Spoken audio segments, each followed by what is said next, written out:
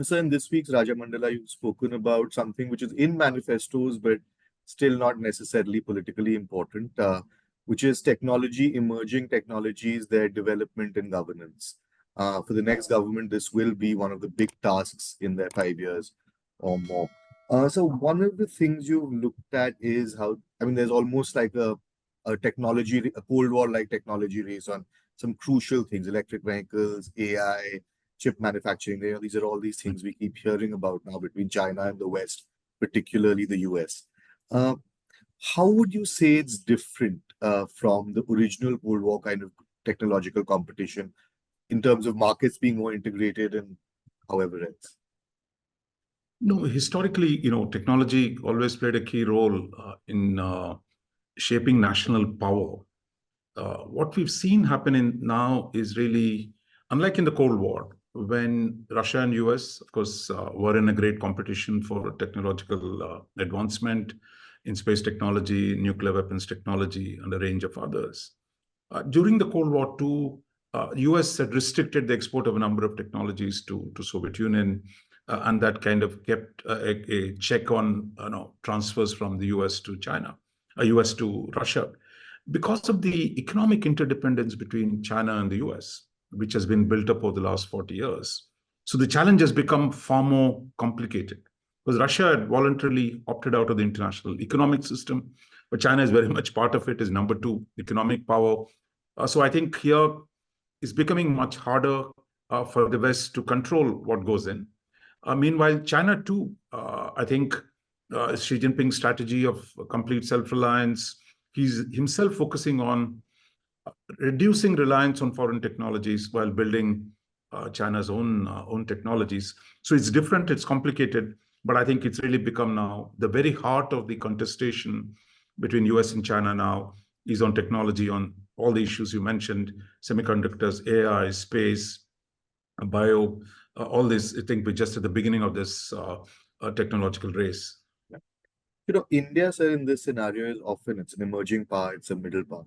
India has been seen as sort of cheap execution, say with ISRO and this thing, but that innovate even in computers that we can do a lot of the back end work, but the core innovation in the sense of new technologies developing and being manufactured or even here has been a challenge. Why do you think that is, even historically? Because it can't just be a private versus public thing. Because Soviet Union was certainly not a capitalist economy in that sense, private sector. They were pretty good on technology. Same with China, to an extent. No, I think we are in the cutting edge of some areas. For example, much of the semiconductor design takes place in India. I think India's challenge has not been on the lack of technical capabilities, but it's lack of really a manufacturing capacity.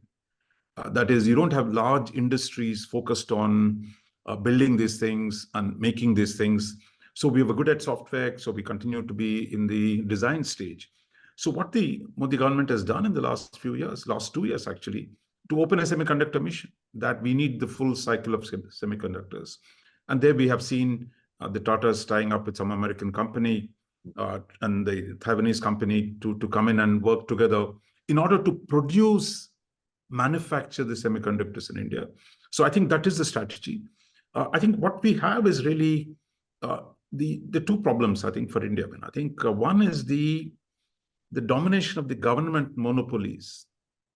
For example, the Department of Atomic Energy, there is the ISRO, there is the DRDO.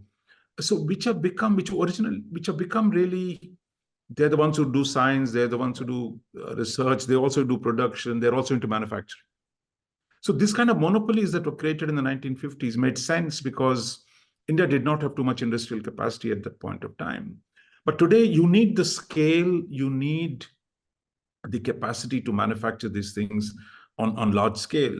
So I think the strategy for India, I think there's some discussion on it in the policy circles, which is really the scientific departments go back to doing basic research. While the industrial part of it, for example, the DAE runs power plants. Is it really necessary for Atomic Energy Commission to run power plants, which is really not great engineering? So can that be handed over to the private sector? I think it is these reforms you need to do so that there is a larger base for technological modernization and is linked more directly to industry. Second, I think, is the relatively small amount that India spends on research and development. This is where I think China and the US are way ahead, Korea and a whole lot of countries. So I think Delhi's decision to set up this new science and research fund is the first step. But I think there's a lot more to be done to encourage Indian private sector to invest in R&D and to raise the overall expenditure of research and development to close to 2%. I think that's where the challenge is. Everyone should read the piece. It's on the indianexpress.com and there should be a link in the description wherever you're watching this video. So last question, which is, there's been much about Make in India, and there's some kind of allusion to that. I think, that we can bring in outside players as domestic. There's partnerships like the one you spoke about with Tata's.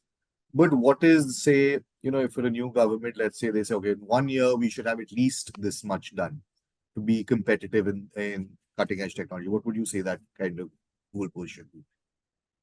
No, we've seen already in the semiconductors, barely in a year, I think the mission mode has helped. I think what we're arguing in this piece, what the government can do on a mission mode when it sets its mind, we're going to get some things done. But really, I think what we're looking at is you need to reform the full range of S&T arena, which from the 1950s, there's been no real reform of how S&T production in India is organized.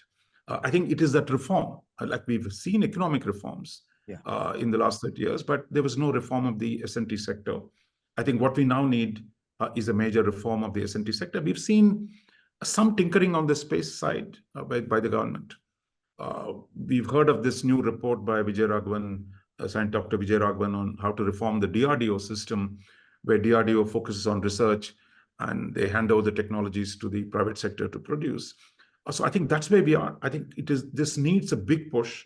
Hopefully the next government can give this big push to reform the whole sector, rearrange, reorganize, that is more in tune with the current situation. Because in the past, big developments in science and technology came from the government investments across the West.